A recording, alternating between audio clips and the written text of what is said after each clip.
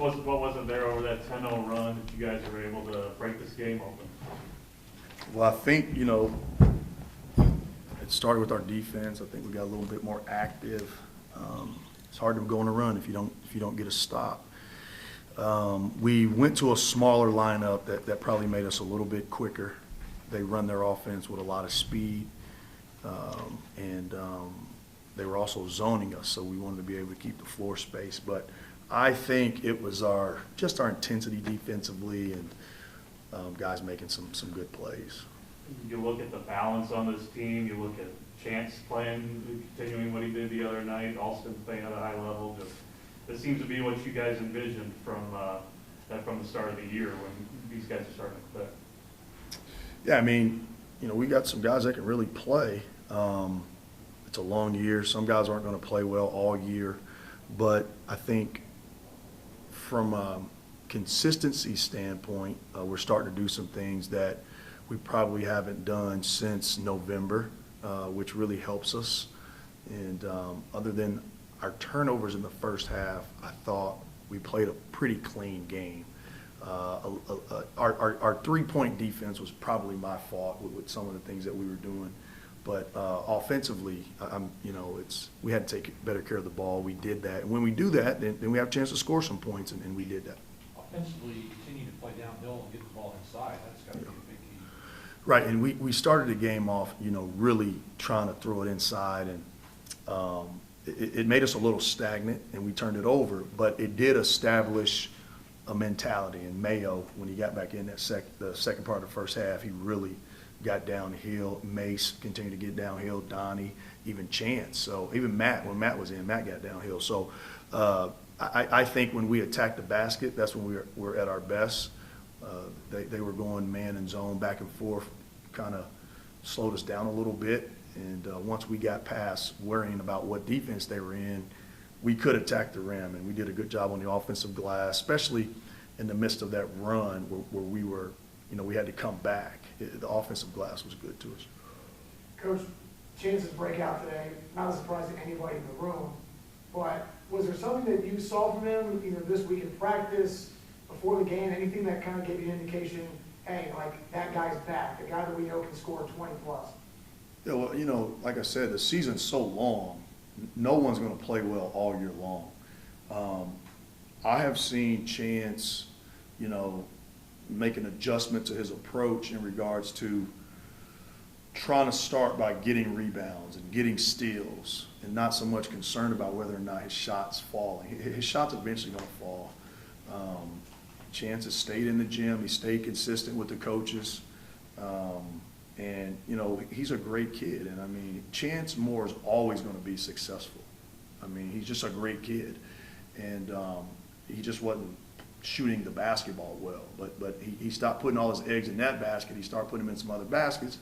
And now he's making shots. And Chance is about as talented of a player that we probably have. Does he come out the other side of this a better player overall than he was before? I think so. I think he's grown, that breakaway dunk again tonight. I mean, he should get one of those a half. He is the best athlete in the conference. I mean, it's not even close how fast he is, how quick he is. He can jump so high. And then his rebounding. He had another double-double tonight.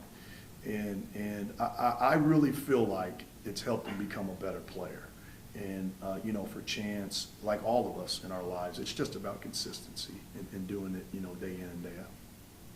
But team-wise, I mean, consistency 4 in a row now, and even you admitted the start of this calendar year, it was feeling like rock bottom for a little bit.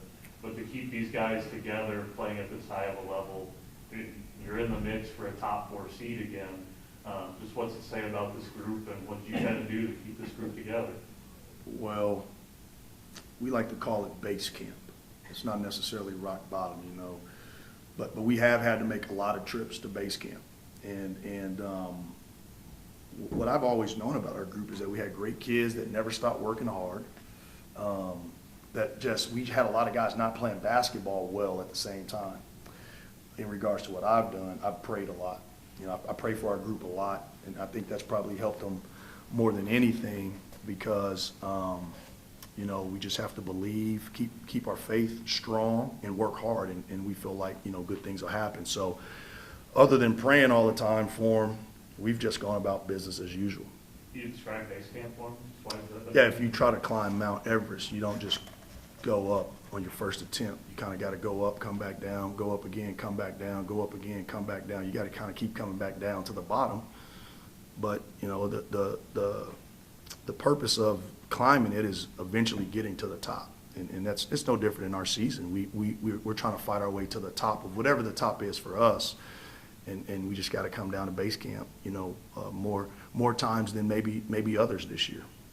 Coach, obviously, the next stretch of games is going to be like any Valley game is going to be tough. But these games are definitely very important since the momentum built up. So what's the message to your team besides let's take care of business? You know, so who do we play next? No. So you know, it's going to be a dogfight like all Valley games. It's going to come down to 50-50 balls, transition defense, making your layups and free throws. It really doesn't change. What we have to do is make sure that we are controlling the temperature of the game. Meaning, you know, one of the things that we have done lately is get down double digits, and we did it again today. And, you know, I think that's a issue that we're trying to address currently is, you know, we've been doing that for most of the year, and we need to get to a point to where that's not the case. And so for us, we need to control the temperature of the game better from start to finish, as well as when we go to our bench and not, you know, find ourselves in holes, because we have really good teams in our conference. And but again, I guess this would be the third game out of the last 4 that we've come back from a second half deficit. That's double digits, and we need to try not to let that be the case. But as March gets closer, a great sign for our players is, you know, that thing's never over. I mean, it's never over. So, but Coach, Go ahead. so I couldn't help but think back to the last time you guys lost a game 5 games ago. Illinois State, similar situation, handful of minutes, tie game, lose by 9. Completely flip that. What are you seeing that's different about this team that handles those clutch moments better? I do feel like our players have taken ownership of the team through their actions, and that really helps.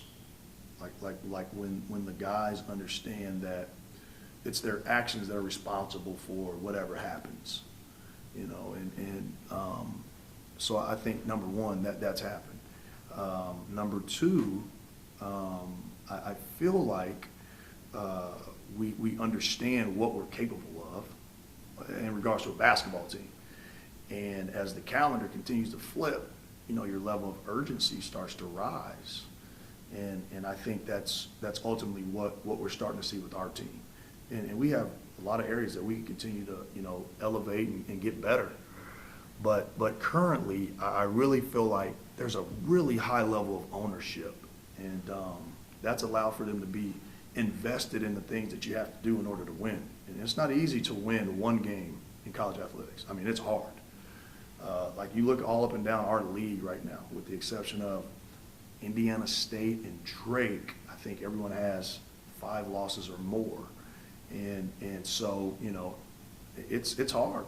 It's hard. And every so often you have some teams that don't have to go through those things that we've had to go through, but those years sometimes are few and far between. But the beauty of what we do is there's so much basketball left. And it's really all about February and March. And I think some of our guys that are in our locker room right now, we've had really good November, Decembers, and we've had really good December, Januaries, and we've had, you know, pretty good late Januaries, early Februaries, but we've yet to have a really good late February, early March. And that cures a lot of things. So I think our group is pretty focused. You really didn't know you were playing Northern Iowa? No, don't try not to look ahead. Just one at a time. Just Lost by 28, Coach. Don't tell them that. wish we would have played them today then.